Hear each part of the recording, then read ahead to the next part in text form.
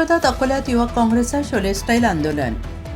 Reporter Ganesh Wadekar, विरोधी Chanakya news channel. राज्यातील CET आणि एमपीएससी परीक्षांमधील कथित पेपरफुटीमुळे विद्यार्थ्यांमध्ये जोरदार संताप आहे. याच पार्श्वभूमीवर अकोल्यातील युवक काँग्रेसने लक्षवेधी आंदोलन केलं आहे. युवक काँग्रेसचे जिल्हाध्यक्ष आकाश कवडे यांच्या नेतृत्वाखाली कार्यकर्ते पाण्याच्या टाकीवर चढले, घोषणाबाजी केली.